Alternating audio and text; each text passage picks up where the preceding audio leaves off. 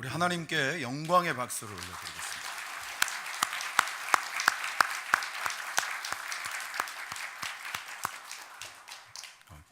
100% 아카펠라로 하는 찬양은 진짜 정말 오랜만에 들어보는 것 같습니다.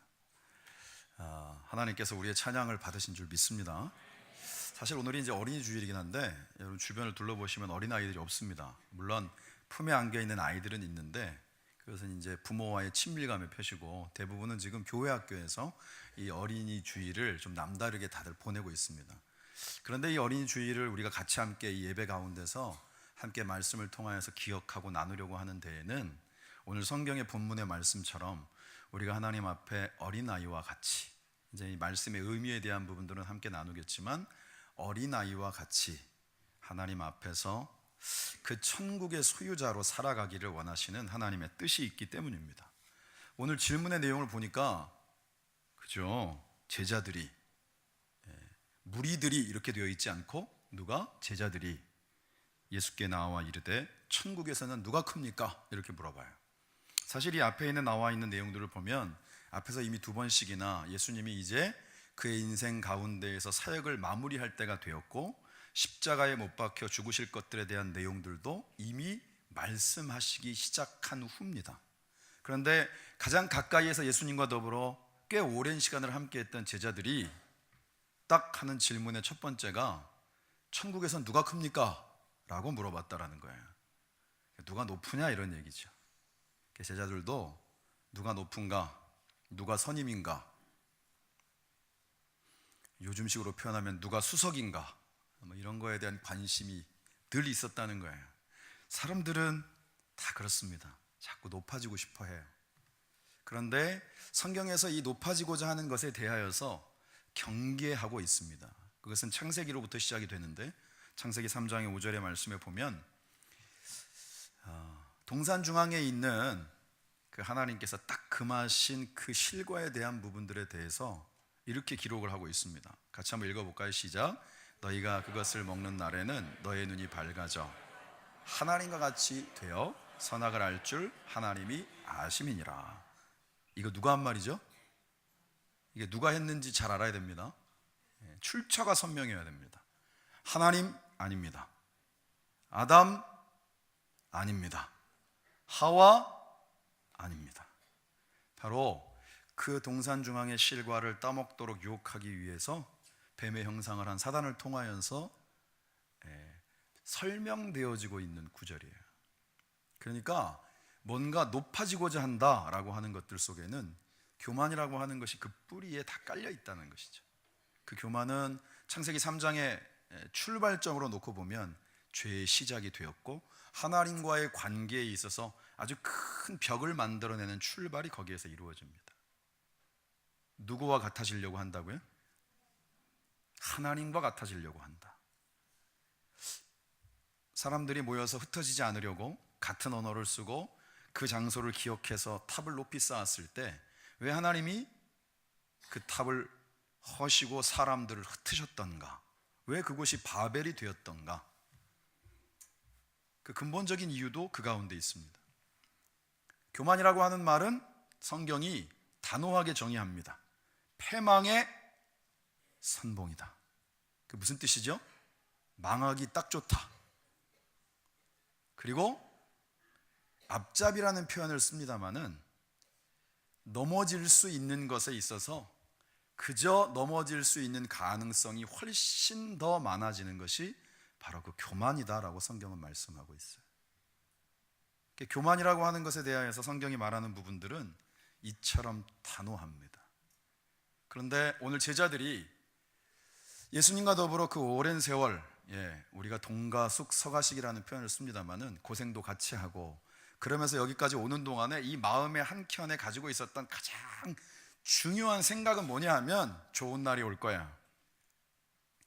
주님과 더불어서 이제 예루살렘 성에 들어가고 나면 지금 이 로마의 앞자에 있는 이 모든 어떤 시대적인 힘든 상황들이 다 끝나고 해방의 날이 오고 그 모든 체제가 새롭게 바뀌고 이런 머릿속의 생각들을 가지면서 그 순간이 되면 내가 그 가운데서 당당하게 위치를 차지할 것이다. 그래서 사실은 여기에 기록되어져 있는 내용 외에도 제자들의 엄마가 치맛바람을 일으키죠. 나중에 아시죠? 주님이 이제 이 상황을 다 끝내시고 주님의 왕권이 회복이 되면 우리 아들 둘 있는데 하나는 좌정승, 하나는 우정승, 아시죠? 이렇게 잡고 이렇게 눈맞춤을 하는 거예요. 성경을 통하여서 우리에게 말씀하고 있는 이 교만함이다라고 하는 부분들은 인간이 하나님과의 관계에서 타락하게 되어지는 가장 근본적인 뿌리가 되고, 또 이 교만이 공동체 가운데 들어오면 공동체를 자꾸 무너뜨립니다. 그리고 사람들의 마음을 갈라놓게 된다는 것이죠. 오늘 이런 이 제자들의 속내에 대한 그대로 적나라하게 반영되어져 있는 질문 가운데에서 주님은 갑자기 아이들을 그 가운데 말씀하시는 거예요.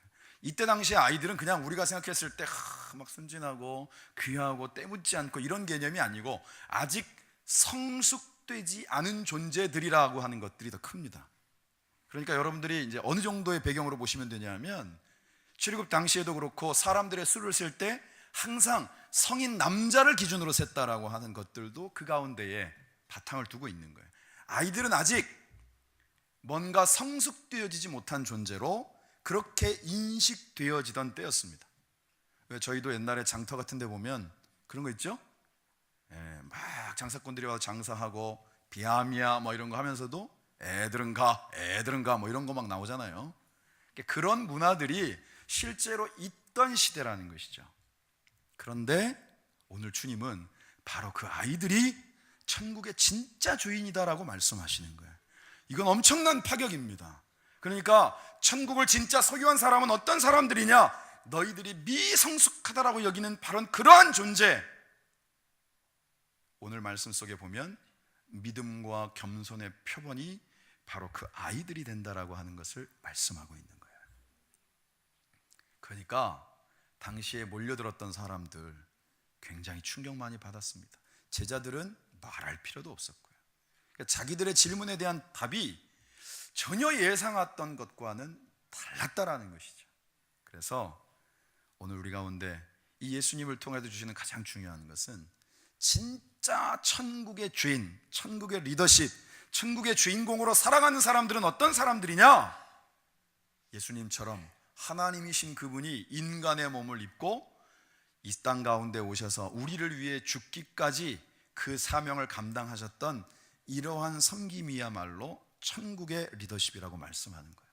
마태복음 20장의 말씀 28절, 인자에 온 것은 섬김을 받으려 함이 아니라 도리어 섬기려 하고 자기의 목숨까지도 많은 사람의 대속물로 주려 합니다.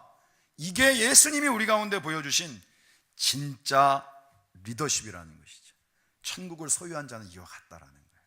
그러니까 자신을 통하여서 뭔가를 섬기고 나누는 것들이 이 가운데 기쁨이 되어진다는 것입니다. 오늘 우리가 읽은 말씀에 보면 제자들은 천국 자체를 엄청나게 오해하고 있었어요. 천국도 자신들이 살아가는 세상과 같다라고 여기는 거죠. 그러니까 자기들이 지금 현재 육신의 몸으로 살아가고 있는 세상 가운데서는 취급받지 못하고, 계급적으로도 봐도 그렇고, 그리고 지배구조상에서도 저 밑에 이렇게 속해 있는 자들이었는데, 이제 천국 가면, 천국이 도래하면 그곳에서는 내가 그래도 여기와는 다르게 주님 옆에 딱 붙어 있는 존재들이니까 높아질 것이다라고 하는 생각들을 가지고 천국을 이해하고 있었다라는 것입니다. 성인 우화로 알려져 있는 그 어린 왕자, 그 생뜩쥐베리의 작품인데 사실은 처음 읽으면 뭔 내용인지 잘 모릅니다. 분명히 굉장히 그림도 많고 글도 별로 많지 않은 것 같은데 처음에 딱 그것을 보면 뭔 내용인지 사실 잘 모르겠어요. 그리고 또 한 번 보고 또 한 번 보게 되었을 때야 그 내용들이 조금씩 이해가는데, 거기에서 몇 가지 굉장히 유명한 구절들 중에 그런 내용들이 있습니다. 그러니까 예를 들면 그런 거죠. 여기에 보이는 것은 껍데기에 지나지 않는다. 가장 중요한 것, 가장 소중한 것은 눈에 보이지 않는다.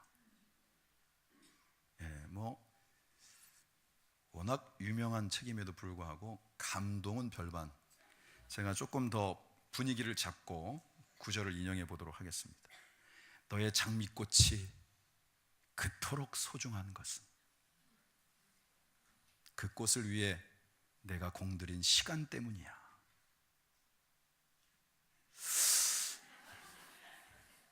하나만 더 하겠습니다. 사막이 아름다운 것은 그곳 어딘가에, 이게 이제 번역이 어딘데는 우물이라고 돼 있고 어디는 샘이라고 돼 있는데, 그곳 어딘가에 샘을 감추고 있기 때문이야. 이 세 가지의 어떤 이 세 구절의 공통점이 뭘까요? 모든 것의 가치를 보이지 않는 것에 더 크게 두고 있다는 것입니다. 여러분, 시간 우리 눈에 보이지 않지 않습니까? 그런데 우리 가운데 진짜 값어치를 만들어내는 건 그 한 가지를 향하여서 얼마만큼 그 시간을 들였고 그 가운데 마음을 쏟았느냐라고 하는 것이 그 가치를 결정짓는다는 거예요. 그러니까 한마디로 말하면 이런 거죠. 우리 애가 학교 갔다 돌아와서 이제 새 학기가 돼가지고 애들을 사귀었어요. 그럼 부모들은 뭐라고 질문해? 걔 어디 살아? 어느 아파트야? 아버지 어머니 뭐 하신대? 요즘은 심지어는 그게 부모들한테 전염이 돼서 아이들도 그렇게 물어본다 그러더라고요. 너 몇 평 살아? 여러분 웃으시지만 이거 굉장히 요즘 아이들 표현으로 우픈 싫어합니다. 보통은 아이들은 어떤 질문을 하느냐, 그리고 받기를 원하느냐, 네 친구는 어떤 애야? 라고 물어보면 우리 친구는 흑장난을 좋아해요. 우리 친구는 혼자 있어도 노래를 그렇게 잘 불러요. 우리 친구는 코딱지는 파지만 그래도 아이들을 웃길 줄 아는 굉장히 명랑한 아이예요. 이런 게 아이들을 통하여서 설명되어지는 친구에 대한 묘사인데, 부모들의 관심은 영어로 말하면 how much, 그러니까 어떤 이 숫자로 매길 수 있는 것들 속에 초점이 맞춰져 있다는 것이죠. 이게 바로 우리가 살아가고 있는 굉장히 우픈 현실입니다. 오늘 우리가 읽은 말씀 속에 심지어는 예수님의 제자들조차도 천국에서 마저 높아지려고 한다는 것이 지금이 우리가 살아가고 있는 이 시대를 그대로 반영하고 있는 거예요. 우리의 질문이 바뀌어진다라고 하는 것, 그게 그만큼 많이 어렵다라는 것입니다. 오늘 말씀 속에 보면 3절, 이르시되 진실로 너희에게 이르노니 너희가 돌이켜 어린아이들과 같이 되지 아니하면, 여기 돌이켜라는 표현이 있습니다. 여기를 제가 썼습니다만 헬라어로 스트레포라고 하는 단어를 쓰는데, 이 단어의 뜻 자체는 완전히 이것을 가던 방향을 반대로 돌리는 것입니다. 대충 그냥 뭐 이렇게 방향 선회하는 게 아니라 완전히 나를 변화시키는 것이 바로 이 돌이킨다라는 말 속에 있는 거예요. 그럼 어떻게 내가 완전히 나의 삶의 방향을 돌이킬 수 있는가? 그것은 그냥 대충 이루어질 수 있는 게 아니라는 것이죠. 그냥 우리가 가지고 있는 습관의 어떤 부분들을 바꾼다, 이런 정도로는 이게 이루어지지 않는다는 거예요. 우리가 새로운 습관을 가져야만 된다는 것입니다. 그래서 이거는 결단이 필요한 것이고, 그것을 실행에 옮길 수 있는 실질적인 행동으로 그것을 옮길 수 있는 삶의 첫걸음이 무엇보다도 중요하다는 거예요. 왜 예수님이 이 와중에 아이를 불러 세워놓고 돌이켜 이 어린아이와 같지 아니하면 천국에 들어갈 수 없다라고 말씀하고 있는가? 지금 이 제자들의 영적인 상태가 예수님의 가장 가까이에 있는 이들조차도 그들이 바라보는 초점이 모든 것이 보이는 것에 다 국한되어 있다는 거예요. 값어치를 매길 수 있는 것, 요즘으로 말하면 이게 얼마짜리냐, 그죠? 이런 어떤 환산되어질 수 있는 숫자에 모든 초점이 가 있기 때문에 그거 외에는 가치 있는 것으로 여기지 않는다는 거예요. 여러분, 우리가 기도를 한다는 게 눈으로 보이는 것입니까? 기도를 통하여서 하나님의 보좌를 움직이고 하나님의 역사하심을 본다라는 것이 우리가 머릿속으로 헤아릴 수 있는 것들은 아니죠. 그런데 성경에 보면 하나님의 역사는 그 기도함을 통하여서 늘 이루어졌어요. 환경 자체가 늘 열악했고, 그리고 환경 자체가 늘 만만치 않았고, 그 환경 자체가 때로는 절망 가운데 취할 수 있는 상황이었음에도 불구하고 그 가운데 하나님의 약속의 말씀 의지해서 기도하면 하나님이 그 상황을 능히 바꾸어내시는 역사를 경험하게 하셨단 말이에요. 우리가 아까 찬송 중에 맨 마지막에 했던 찬송이 시편 18편, 가사가 그대로 그 가운데 담겨 있습니다. 그리고 18편의 말씀은 사무엘하 22장에 다윗이 정말 전승의 기록들을 가지고 하나님 앞에 찬양하는 승전가와 같은 내용으로 동일하게 기록이 되어 있어요. 다윗으로 하여금 모든 전쟁 가운데 이기게 하신 게 다윗의 용맹함입니까? 다윗이 진짜 모든 삶의 순간들을 통하여 모든 어려움마저도 하나님의 역사하심의 현장이 되었던 그의 실질적인 삶의 기록이 그의 능력 때문은 아니라는 거예요. 그래서 1절에 그 유명한 고백, 나의 힘이 되신 여호와여, 내가 주님을 사랑합니다라고 고백하는 거예요. 사실 원래 이 원문은 나의 힘이 되신 여호와여가 먼저가 아니고 내가 주님을 사랑합니다라고 하는 사랑 고백이 먼저입니다. 내가 주님을 사랑합니다. 나의 힘이 되신 여호와여. 우리가 생각할 때는 하나님을 사랑합니다라고 고백하는 것들 속에 미리 사전에 옵션이 있는 것처럼 보여요. 내게 역사하셨고 내게 능력이 되셨고 나의 문제를 해결하셨고, 맞습니다. 다윗의 삶은 그 한순간도 하나님의 역사하심이 아닌 때가 없었어요. 그런데 다윗이 돌아보아서 진짜 어렵고 힘든 순간에도 주님은 그 자리에 함께 하셨고, 내가 어떻게든 살아보겠다고 미친 척하고 남의 나라에 망명할 때도, 침을 질질 흘리면서 막 이러고 다닐 때도 주님은 그 가운데 함께 하셨고, 내 마음으로 사울을 진짜 아꼈고 섬기기를 원했음에도 불구하고 그저 틈만 나면 자신을 죽이려고 했던 그 억울한 환경 속에서도 하나님이 함께 하심을 경험했다. 막상 그가 왕이 되고 전승의 기록을 갖고 있고 누가 보아도 가슴 펴면서 할 수 있을 그런 모습이 되었을 때에, 그런 나의 모습 때문이 아니라 나의 지금까지의 모든 순간 속에 하나님이 함께 하셨음을 너무나도 확신했기에 다윗은 주저함 없이 하나님을 사랑합니다 이렇게 고백할 수 있었던 거예요. 우리는 이런 보여지는 것들로부터가 아니라 내 안에 한결같은 은혜와 신실하심으로 함께 하시는 하나님 때문에 오늘 우리가 이 자리에서 또다시 힘을 얻고 우리가 여전히 맞닥뜨려야 될 문제의 환경들을 향하여서 주저함 없이 나아갈 수 있는 담대함을 얻게 될 줄 믿습니다. 다른 것으로는 안 되거든요. 그래서 진짜로 돌이킬 수 있는, 하나님께로 진짜로 돌이킬 수 있는 주님의 약속 위에 그렇게 온전히 돌이키는 저와 여러분들이 되어지기를 주님의 이름으로 축원합니다. 그게 회개예요. 그게 회개. 그래서 모든 예배는 회개가 전제되어지지 않고는 예배가 시작될 수 없습니다. 나를 하나님께로, 하나님 중심으로, 하나님의 약속의 기준으로 나를 돌이키지 않는 모든 예배는 하나님이 받으시는 예배가 아니에요. 내 것을 조금도 양보할 마음이 없고 내 기준이 하나님의 기준보다 앞서고 성경에 나와 있는 모든 말씀이 때로는 내 가운데 소화되어지지 않기 때문에 그것이 내가 가지고 있는 합리적인 생각보다 늘 뒤로 미루어질 때 우리는 이미 예배자로서의 자리에 설 수 없는 존재라는 것입니다. 그러나 우리가 주님 앞에 내가 가지고 있는 세상적인 거칠의 모든 것들을 내려놓고, 주님 아시죠? 난 참 약한 존재입니다. 남들 보기에는 그럴듯해 보여도 속은 사실 엉망진창일 때도 많습니다.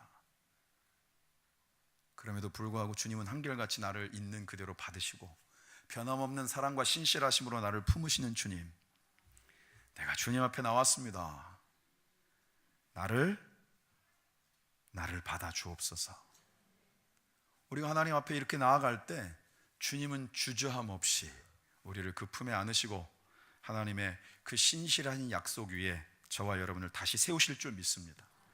오늘 말씀 속에 이 어린아이라고 하는 단어를 여러분들이 아마 들어보셨을 텐데 헬라어로 파이디온이라는 단어를 씁니다. 이거는 이제 나이로 놓고 봤을 때 갓난아기는 아니고 그렇다고 청년도 아닙니다. 어느 정도라고 할 수 있냐 하면 부모의 존재를 정확하게 알 수 있는 아이.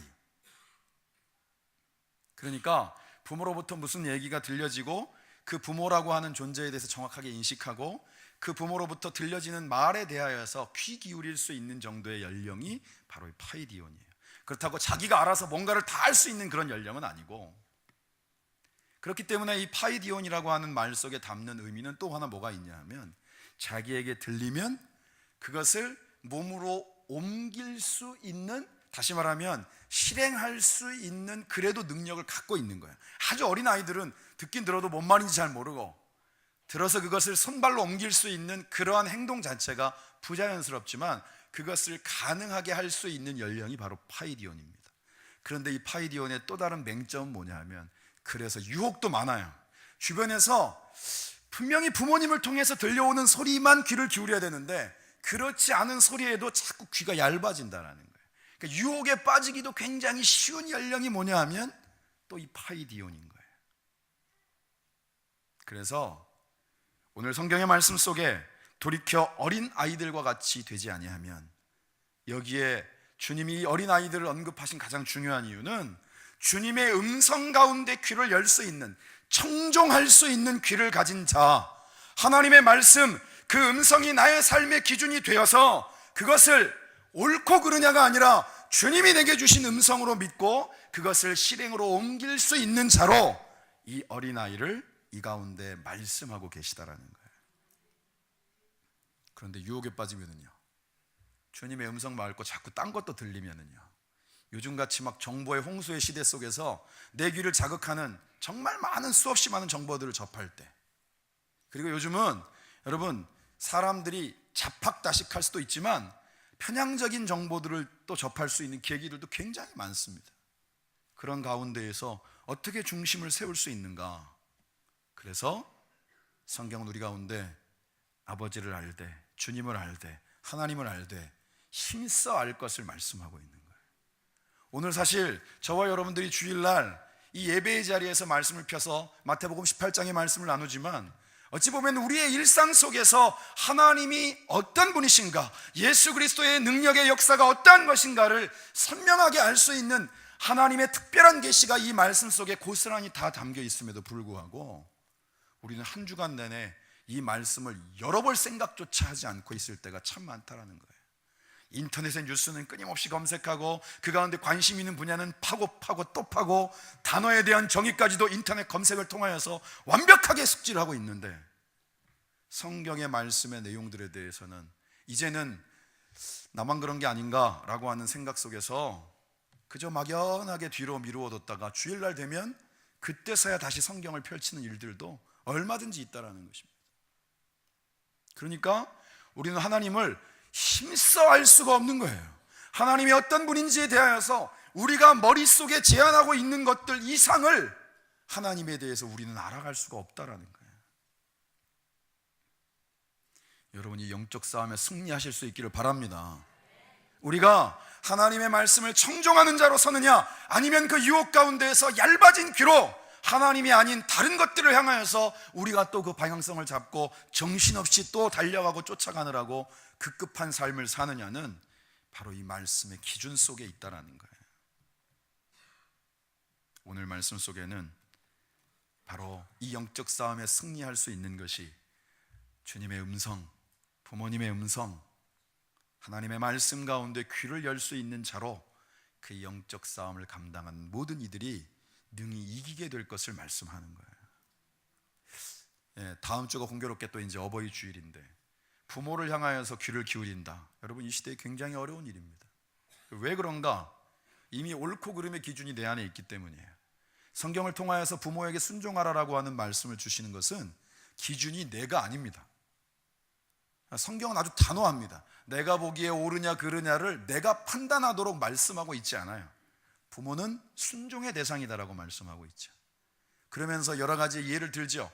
부모는 적어도 그 마음의 중심 가운데 자녀에게 유익이 되는 것이 무엇인지를 먼저 생각하는데, 때로는 그 이해의 깊이나 판단하는 것이 우리가 아는 것만큼 깊지 않기 때문에 그것이 마음에 차지 않아 그런 것이지, 중심은 한결같다라는 것이죠. 그런데 우리는 말씀 속에서 이러한 기준들이 우리 가운데 들려줘도 우리가 받아들이고 판단하는 것들 속에서 늘 새롭게 기준들을 세운다라는 거예요. 지금 이 시대는 이만큼 바뀌었고, 그리고 그렇기 때문에 트렌드가 이러하고, 우리 가운데는 너무나도 영민하게 이런 생각들이 막 돌아가다 보니까 결국은 말씀이 기준이 되지 않고 나를 통하여 소화되어진 말씀이 기준이 되어질 때가 많아요. 그러니까 우리는 하나님을 힘써 알 수가 없는 거예요. 내 기준을 넘어설 수 없기 때문이에요. 말씀이 우리 가운데 하나의 분명한 반석이 되어서 우리의 모든 생각들이 하나님의 기준 가운데 철저하게 깨어지고 다시금 하나님의 뜻 가운데 세워질 수 있어야 우리는 하나님의 말씀의 인도하심을 받을 수 있는 거예요. 그런데 저를 포함해가지고 이 시대에 신앙생활 하시는 분들이 너무 다 똑똑하셔가지고 본인들이 알고 있는 것 그 이상의 것들을 전혀 용납하려 하지 않는 거예요. 그것이 하나님의 음성이라 할지라도. 예수님의 말씀은 시대에 따라 변하는 것이 아닙니다. 오늘 이 시대 가운데 동일하게 같은 언어로 단지 번역만 조금 다르게 해서 우리에게 들려지는 것은 바로 그러한 중요한 의미가 있는 것입니다. 세상의 모든 기준들은 다 바뀝니다. 그러나 성경의 말씀은 단 한 번도 바뀌어지지 않는 거예요. 그래서 이것이 진리인 줄 믿습니다. 그때그때 달라요. 여러분, 이것은 우리의 기준이 되어서는 안 됩니다. 그러면 시대에 잘 발 맞춰가는 사람은 될 수 있을지 모르겠지만 하나님이 원하시는 사람은 될 수 없는 거예요. 아이들을 키우면서 아이들이 제일 당황할 때가 언제입니까?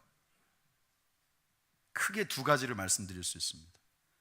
작년에 얘기했던 아빠의 말과 올해 얘기하는 아버지의 말이 틀릴 때입니다. 올해 얘기하는 엄마의 얘기와 내년에 얘기하는 엄마의 얘기가 틀릴 때입니다. 이번에 제가 신방하면서 그런 얘기를 같이 나눴는데, 어렸을 때 꿈 뭐예요? 건강하게만 자라다오. 건강이 최고야. 그래서 애가 더없이 건강하게 자랐습니다. 그런데 취학아동이 되고, 그리고 입시의 문제를 걱정해야 되는 초등학교 6학년, 중학교 3학년이 되고 고등학교 3학년이 되면서는 처음에는 공부도 좀 해야 되지 않겠니로 바뀌다가 어느 순간 공부가 제일 먼저가 되어지는 모습을 보면서 부모들은 온통 잊은 것 같지만 아이들은 생생하게 기억하고 있기에 부모의 말을 한결같이 신뢰하기가 참 어려운 것입니다. 또 하나는 어떤 경우인가요? 아빠의 말과 엄마의 말이 다를 때입니다. 그러니까 아이들을 양육하는 과정 속에서 아빠가 얘기하는 기준과 엄마가 얘기하는 기준이 다를 때예요. 어디에 맞추란 말인가? 무엇이 과연 맞을까? 그러니까 영민한 아이들은 눈치만 들어가는 것입니다. 이 순간은 아빠의 손을 들어주고 이 순간에는 엄마 윈, 적재적소에 본인에게 가장 효율적인 이득이 되어지는 선택을 하도록 아이들을 양육하고 있다는 사실이에요. 여러분, 기준은 바뀌지 않는 것입니다. 오늘 우리의 삶 가운데 성경을 우리에게 허락하신 이유가 바로 그 가운데 있는 줄 믿습니다. 우리를 향한 하나님의 뜻은 항상 기뻐하는 것입니다. 왜? 우리가 그리스도 안에 있기 때문이에요. 우리를 향한 하나님의 뜻은 범사에 감사하는 것입니다. 환경 속에서 어느 순간은 감사하고 어느 순간은 감사하지 않는 것이 아니라 그 모든 것들을 허락하시는 분이 하나님이시기에, 그 모든 것들을 합력하여 선을 이루시는 분이 하나님이시기에, 그리고 하나님의 뜻은 우리가 쉬지 않고 깨어 기도하는 것입니다. 그래야 하나님의 뜻을 우리가 놓치지 않고 분별할 수 있기 때문입니다. 성경은 우리에게 선명하게 그 기준을 말씀하고 있어요. 저와 여러분들이 말씀을 통하여서 주시는 하나님의 그러한 분명한 음성 가운데 귀를 열고 그것을 우리의 삶의 기준이 되도록, 그리고 그 기준에 따라서 우리의 삶을 구체적으로 이루어갈 수 있도록 결단하고 그리고 실천하는 자들이 되어질 수 있기를 소망합니다. 그게 오늘 이 말씀 속에 어린아이를 데려다가 이 정말 세상 가운데 가장 깊은 관심에 대하여서 누가 큰 잡니까? 라고 물어보고 있는 제자들을 향하여서 예수님이 그 아이들을 통해 말씀하시는 천국의 주인의 모습인 거예요.